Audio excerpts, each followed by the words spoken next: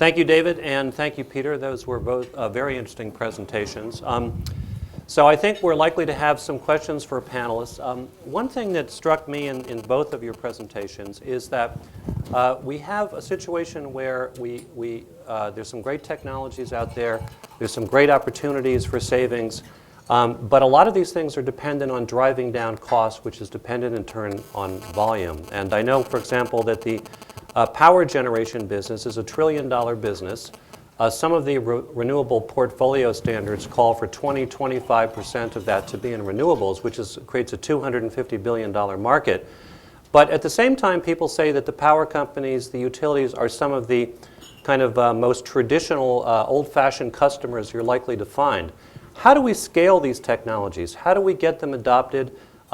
Will ultimately this consist of the utilities buying new technologies, or is there an opportunity to kind of create more distributed markets that might conceivably drive the whole process faster?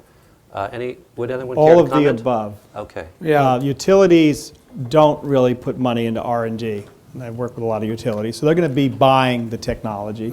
Secondly, by setting the RPS, Renewable Portfolio Standard, you're incenting them to go out and source materials. So California is 20% renewable purchasing by 2010, the most aggressive in the country.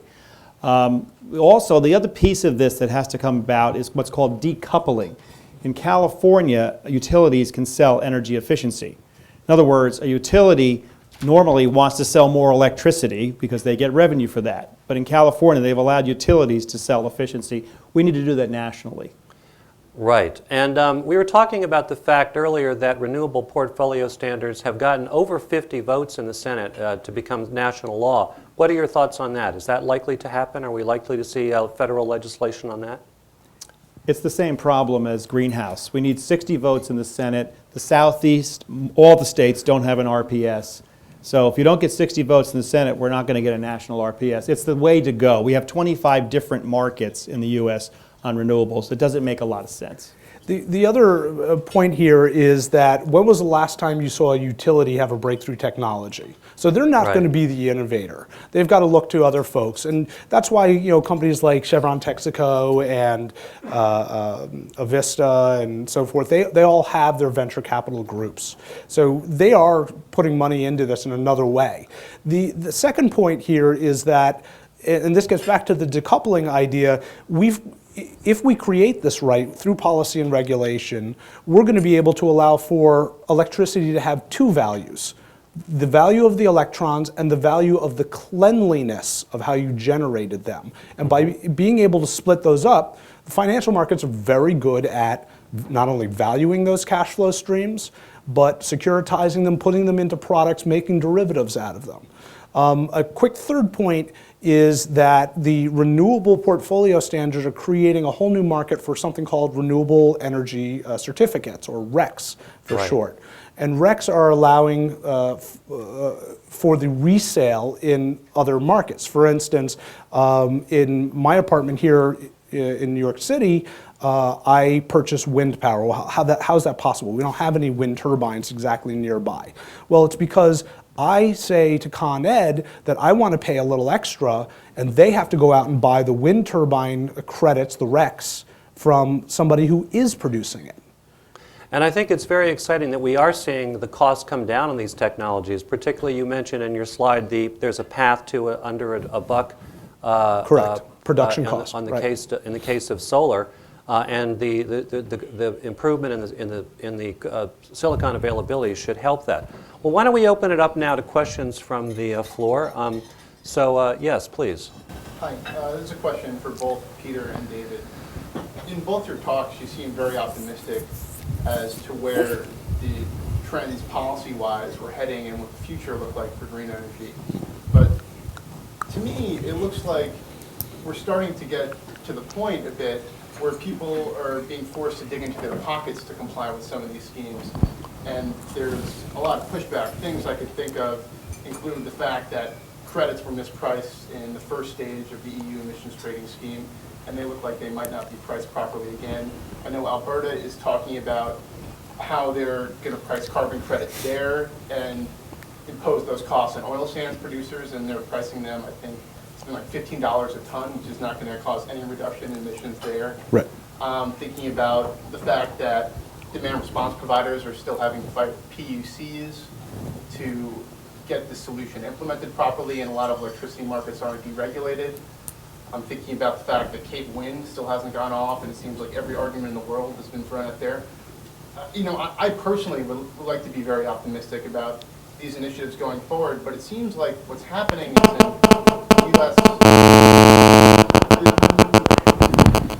the U.S. and Canada, which are two of the largest countries, and China is not going to decide to cut emissions if we don't decide to.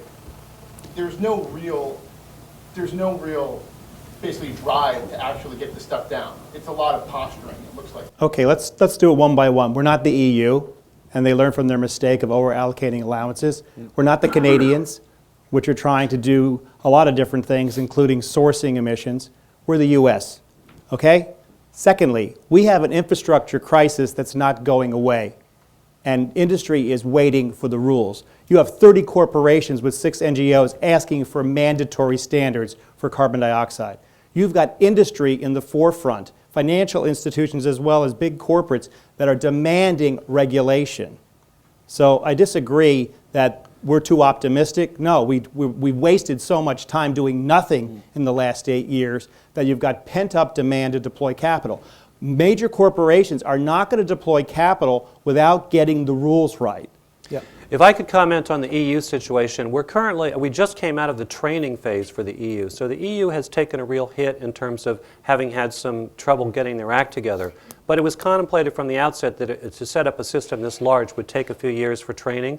So they only entered the post-training phase at the beginning of the year, and they are getting the kinks out of their system. So I think going forward, we're likely to be able to learn from their experience. Absolutely. I mean, remember, we created cap and trade back down in Rio in, what was that, 92? No, we created cap and trade on the Clean Air Act amendments, 1990. 90. The EU learned from us. Don't get it backwards. Yeah, they learned from us. the We know other- how to do it. The other point here is financial markets need certainty. And without it, they don't know how to build their business models. And that certainty needs to be multi-year, preferably decades long, 2050 kind of numbers. And so in terms of what certainty is coming down the pike, all 3 presidential candidates are somehow pro-green, probably cap and trade, and as soon as we get past that hurdle, what's going to happen. Whomever is in office, probably a Democrat at this point, the way things are leaning, is going to say, right, here are my first 3 initiatives. The war, education or healthcare, one of the 2, and something green. Well, you can't do anything about the first 2, because that's just a non-starter in Congress. So they're probably going to focus on green. So my whole thought here is it will take time, as I said in the speech, but I do feel like we have, if you look down the road, at least 9 months, we do have a certain level of certainty coming down the pike. I think your point is a very good one, however, that the lack of clarity and consistency on things like the ITC, both in the year 2000 and 2004, when that credit was allowed to lapse, there was a complete drop-off in wind production. And because of the lead time involved in putting up turbines, we're seeing a similar thing happening this year. So we do need the kind of consistency we'd get from an 8-year, for example, credit. What does worry me, though, is people say the real competitor to the all-electric car is the hybrid. Aren't we just going to drive more miles, et cetera? No. The competitor to the electric car is Tata Motors out of India, who wants to make a $2,000, $3,000, $4,000 car that's also going to consume tons and tons of fuel and be able to be priced so far below hybrids that you can't drive enough miles to make up the savings. And it won't be a Jaguar, which Tata just recently acquired. Other questions? Yes, plees. For someone described, and I think I partially agree, that if you look at the pyramid of energy sources that will be necessary, sort of at the bottom are big, simple things like wind and solar thermal, and at the top are kind of more esoteric things like algae or whatever you want to come up with. If you look at the funding, it's the opposite. The money goes to those esoteric silver bullet kind of situations that people believe will solve the problem in one fell swoop, rather than big implementation issues. And I worry sometimes that clean tech is not so much a misnomer, but it's misleading us from the main work, which is just simple nuts and bolts, pig iron implementation of building out these wind farms and building out these solar thermal farms. How does that shift get made? Is part of that going into, having the private equity firms look at this more like project finance than high-tech venture? Or how do we make that transition away from imagine? You show them the profit margins. It is project finance. And it's going to have the paybacks of project finance. It's not going to be the 5 and 10x everybody's expecting. The reality is we still have a small build-out on wind and thermal solar. Now they're scaling, they're bigger, and they're mature. But realistically, we're still burning a lot of coal, 1,500 power stations. We're burning a lot of natural gas and a little bit of oil. So you have to look at this shift is going to take a while. That's why you got to look at the other side of the equation. The capital intensive is gasification of coal, carbon capture and storage, the real issues, which not too many folks want to start deploying billions of dollars, not millions as the VCs do. It's just starting. Now, we did a report for the National Energy Technology Lab 4 years ago on gasification of coal, rapid deployment. There were 0 projects. Now we've got 25. So at least there's some movement there. The other point to be made is that look at the quality of the investor. We had a lot of money that got unlocked from .boom, .com, .bust. We had a lot of money out of biotech, and they brought those similar mentalities to clean tech, hoping to make the 5, 10x return. They're going to be grossly disappointed. Now, here is where, when you see the folks that are really good at, project finance type of returns and putting the leverage on the Macquaries of the world, the private large hedge funds, when that money frees up and that starts coming in, then you know that the financial certainty has been created and it's attracting the right kind of investors, and they know, like Carlyle Group, they started out in Washington with military. They're going to then turn around to their congresspeople and say, hey, let's make this happen. So. Yes. I wanted to ask the question, whether it's a Republican or a Democrat who comes in. I mean, we all know what we want in this room. Both of y'all made a discussion that talked about the private equity piece as well as the public piece. Putting on your future thinking cap and the fact that you've worked for every president. That's a nice way. Really trying to understand is, where do you think the public will, where do you think Department of Energy and Labor and all the other agencies are going to go on the clean tech, and where do you see the private sector? Well, first of all, I think it's totally bipartisan. It's 60 votes in the Senate. It's the magic number. Whoever, plus, because this is such an urgent matter, it's not day one, but by early 2010, possibly late 2009, we'll have federal legislation. But then you got to implement the legislation. And I used to be a reg writer also, so you've got to have to fast track that, hopefully for 2012. So the reality is, once those rules are there, then you have the compliance and the implementation. Then you're going to unleash the capital. Not right now. This is all diddling around where we'll try some things out. That's going to deploy the private equity. I've talked at a Dow Jones private equity conference about 2 months ago, about 400 private equity funds in New York City. They were interested in oil and gas drilling. They were not interested in green. They're confused with all this political and policy dimension. But the reality is, there is consensus. The science is done. It's ugly. The climatologists, the epidemiologists, all that is done. The real issue is we've done nothing. The world has done nothing. And the world better do something in the next 10 to 15 years, or it's lights out. And I might just say that although the private equity and the hedge fund money doesn't seem to have stepped up to the plate yet, this is currently the 3rd largest investment category in Silicon Valley after life sciences and IT. So there's a lot of money pouring into it on the VC side. And then if you look at the possibility of carbon credits, that's a $1 trillion market in London. So that could be coming down the pike as well. Yes, Jim. If you price carbon as everybody says we must do, or bring online alternatives faster than they would through regulation. What is the retail impact on the consumer? How much more does a gallon of gas cost, or a mile driven, or their utility? Well, this is what they don't want to talk about on Capitol Hill. It's going to cost for everything. Last year I briefed the air carriers. They argued, well, we're $30 billion in debt. It's going to be in your airline ticket. It's going to be in your gasoline price. It's going to be in your car price. It's going to be in your utility bill. And I'm talking about bumps of perhaps 40 to 50%. No politician wants to tell consumers it's going to cost money for a cleaner environment. And that's the reality. And that's what we're really talking about. And that's what's going on the debate. It's 10% cut or a 25% cut. That's what is on the table on Capitol Hill. And if we don't do 25%, we're never going to get there. It's useless. Because if you do modest reductions, because don't forget, every year we wait, the cost rises. And we have a healthcare crisis which directly circles around to global warming. Go to Dr. Paul Epstein at harvardmedicalcollege.edu. You want to see epidemiological evidence, asthmas, cancers, infectious disease, it's there.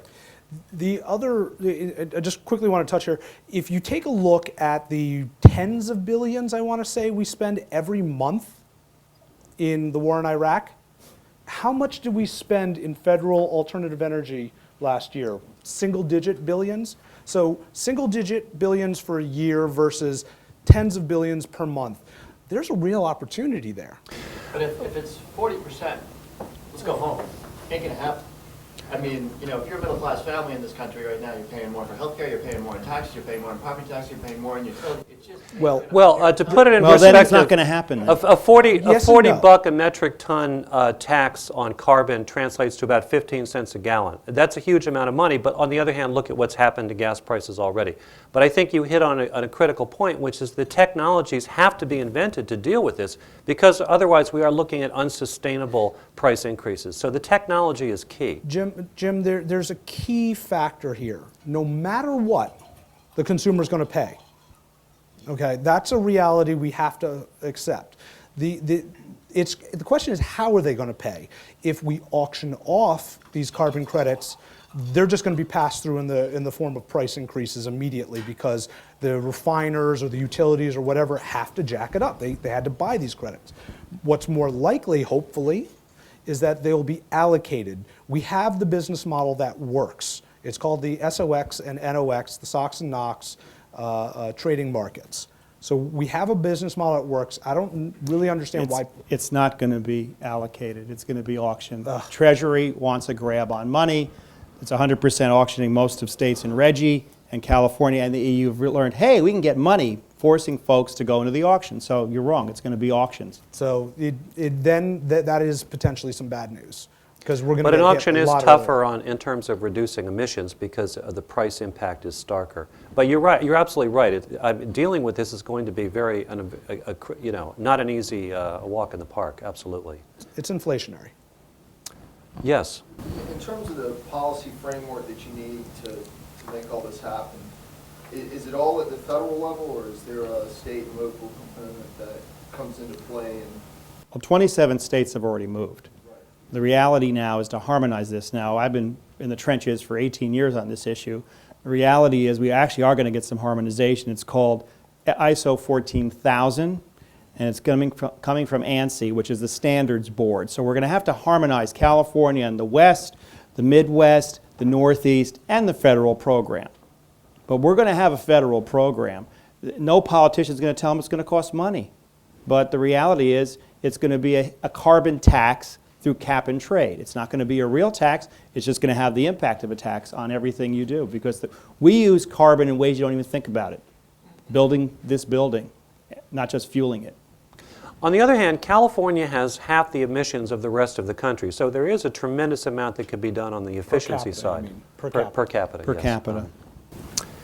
What is the outlook for getting India, China, developing countries to participate in this type of plan? Because if they don't participate, it doesn't matter.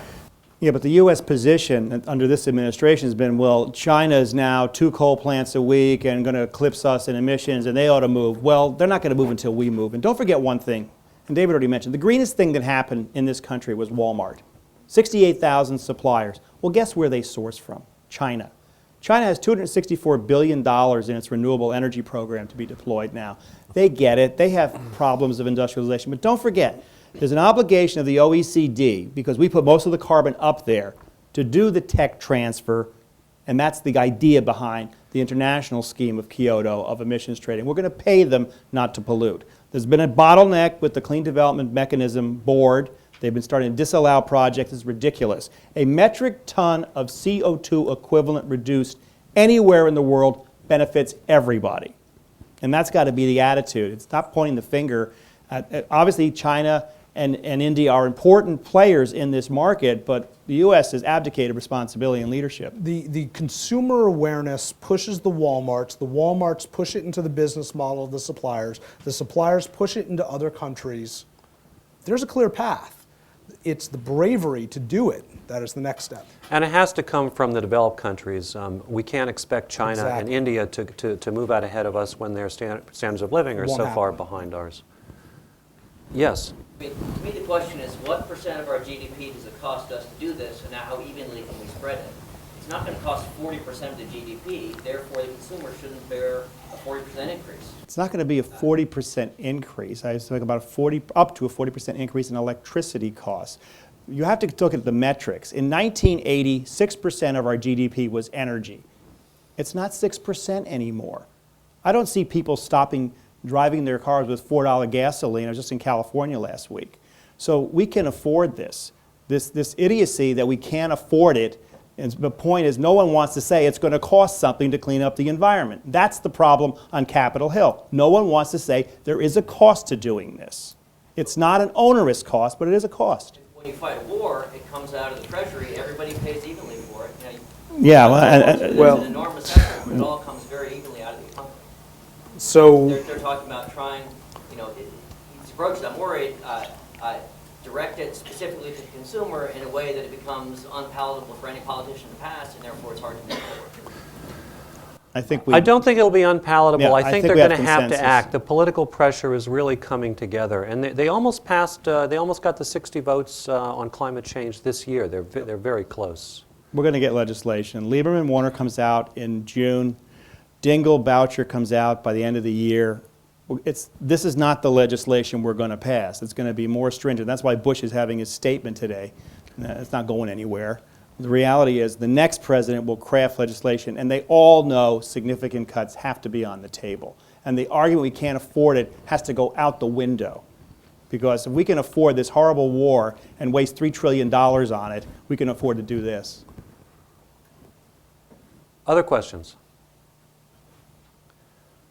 Here's a question over there. Oh, yes, yeah. So kind of on the extension of those two things, so as you look at the three candidates, I mean, it sounds like at one level we have sort of, we know what the policy path is, but you need somebody that can sell this through. I mean, there's a marketing problem.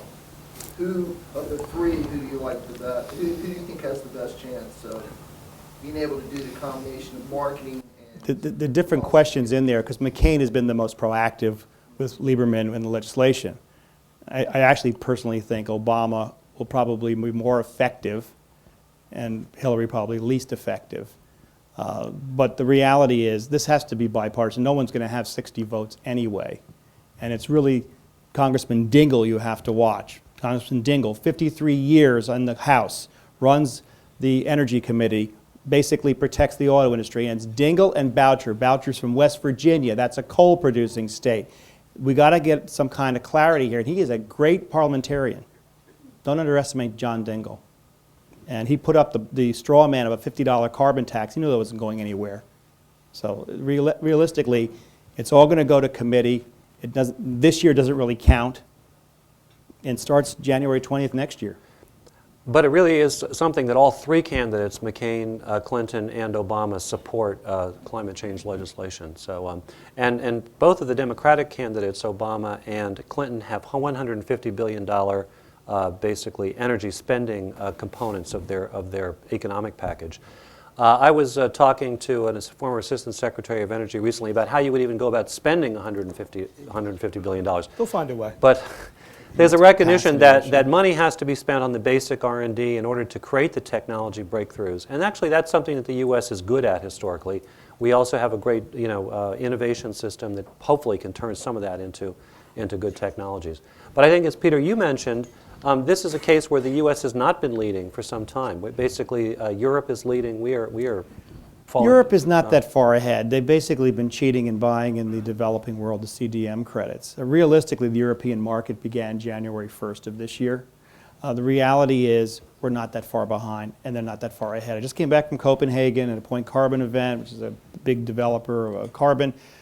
We can catch up, and I think we're going to surpass them very quickly. And what's on the table in Europe, EU Phase 3, is 20% cut from 2013 on, 30% cut if the U.S. joins. And we're going to join. But really, it's 2 years away in re-engagement on basically the Kyoto Protocol 2. Other questions?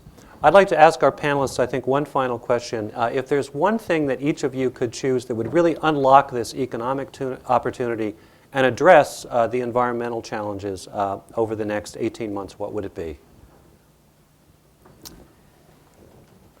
Well, my own opinion is that what started last month was the Green Exchange in New York with the banks and the energy companies and the hedge funds, and that's going to give us price discovery for carbon, which is very important.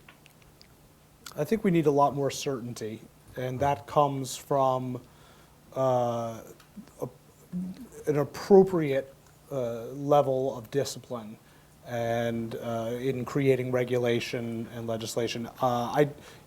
I don't have a specific one answer. I think it has to start from high up, from people who have the wherewithal and the bravery to put this forward. Okay, well, thank you very much, everybody. Thank you. Like to thank you, our panelists. Thank you. I would just like to mention that on May 5th, NDN will be hosting Rob Shapiro to talk about his new book, Futurecast, here in New York City. So you will be hopefully receiving invitations on that. And once again, thank you all for joining us today, and we look forward to seeing you again soon at an NDN event. Thank you.